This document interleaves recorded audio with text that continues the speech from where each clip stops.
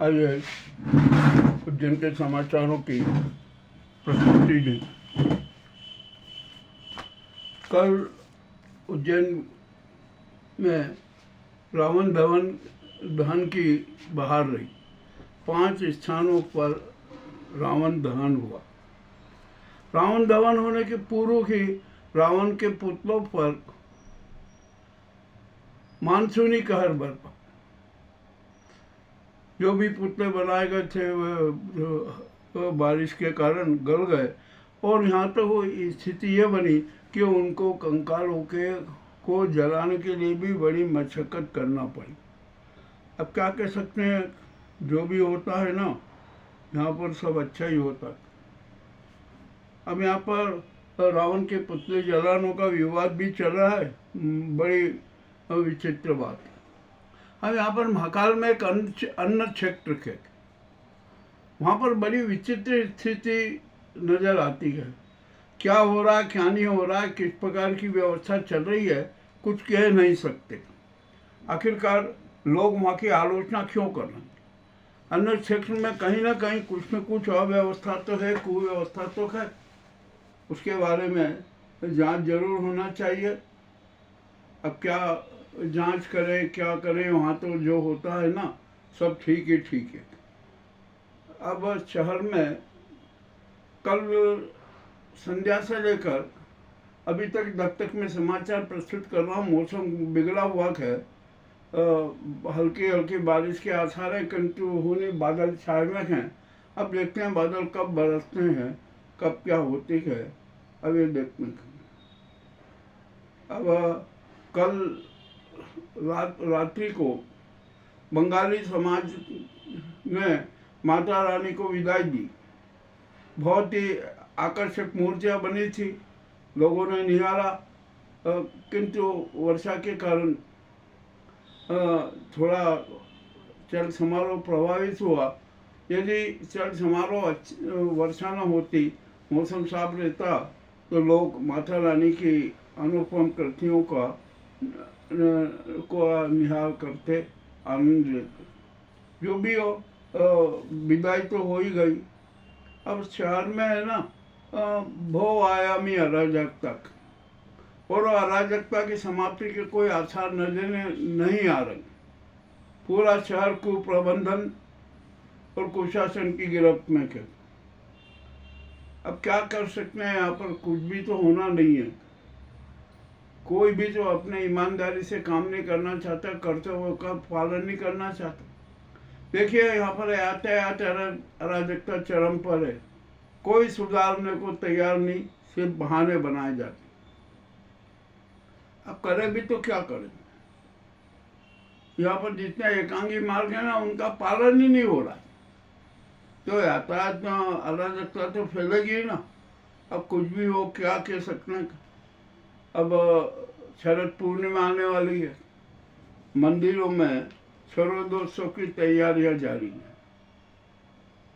अब मौसम का बड़ा अजीबोगरीब मिजाज लग रहा है, और शहर के हमारे जिले की औसत वर्षा का आंकड़ा पूर्ण होने जा रहा है।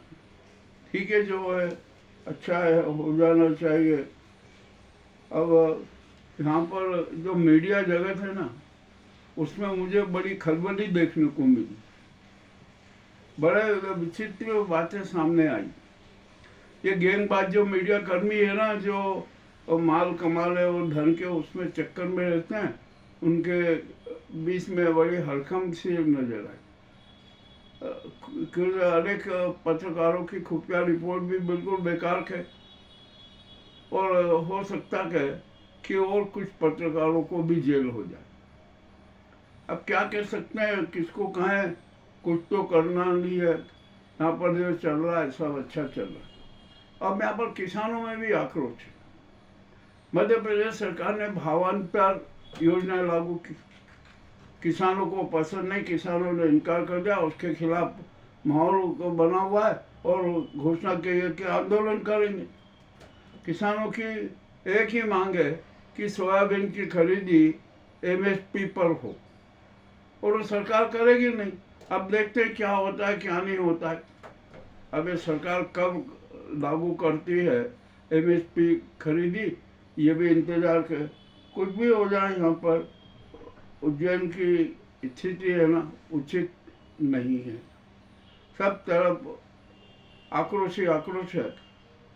अभी तो अच्छा है कि 2 दिन से आत्महत्या के समाचार नहीं आ रहे, ये भी अच्छी बात है।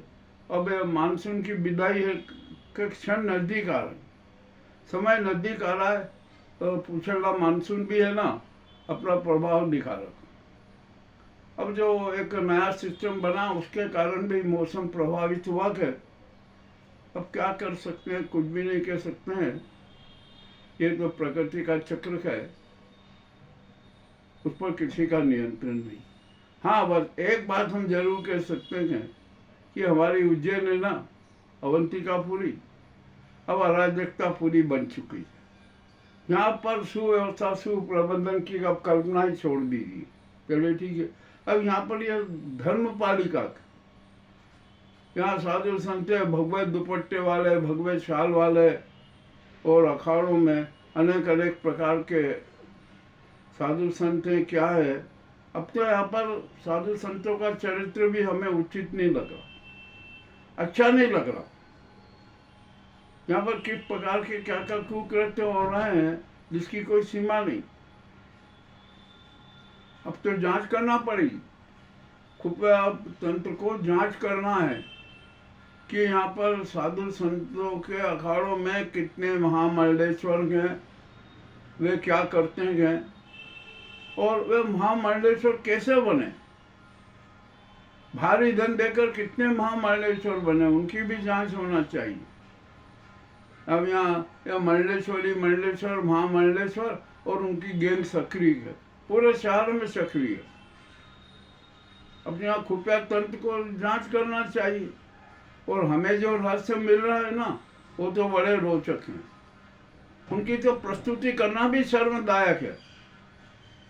अब करें क्या, यहाँ पर खुफिया तंत्र का काम है, खुफिया तंत्र जांच करे कि क्या क्या है, किन किन अखाड़ों में क्या हो रहा है, कितने भगवाधारी दुपट्टे वाले हैं, वो उनके काले कारनामे क्या है, जो भगवा शाल ओढ़े हुए उनके काले कारनामे क्या हैं, ये तो सब प्रशासन की जवाबदारी है। अब हम तो स्थिति है सत्य की प्रस्तुति कर देते हैं। शहर एक वीरान पड़ा हुआ है, जगह जगह खुदाई हो रही है, क्या हो रहा है कुछ भी नहीं कह सकते। और घोषणाओं की तो भरमार हो रही है, घोषणाओं की तो बाढ़ आ चुकी है, हर जगह घोषणा घोषणा घोषणा नजर आती है। जो भी हो रहा है ना ये उज्जैन का एक स्वरूप है। भगवान महाकाल उज्जैन के मालिक हैं, स्वामी हैं। अब देखते हैं वही अच्छा करेंगे, और आप किसी से उम्मीद मत कीजिए।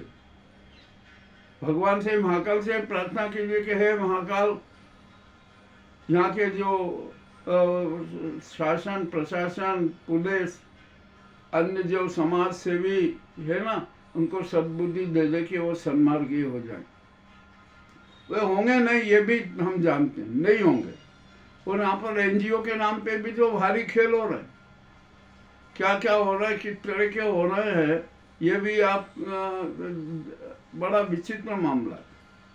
इसकी भी खुफिया जांच होना चाहिए। हमारे पास में जो रिपोर्टें आ रही है ना वो बड़ी विचित्र आ रही है। देखते हैं क्या होता है क्या नहीं होता है। सबके पाप कुंभ फूटेंगे ही, और अब क्या करें, सारे पाप कुंभ हमारा जो कुंभ है वो हमारे हाथों से ही फूटना है, तो हम भी क्या करें, फोड़ेंगे भाई। तो पाप की जो पाप करने वाले हैं ना उनको हम बख्शेंगे नहीं, सब पे राज उजागर करेंगे, वो चाहे कोई भी हो। ये उज्जैन की स्थिति है। अब देखते हैं क्या होता है क्या नहीं होता है। तो आज के जो ये उज्जैन के समाचार हमने आपके सामने प्रस्तुत किए हैं, आपको कैसे लगे हमें बताइए। बहुत बहुत धन्यवाद।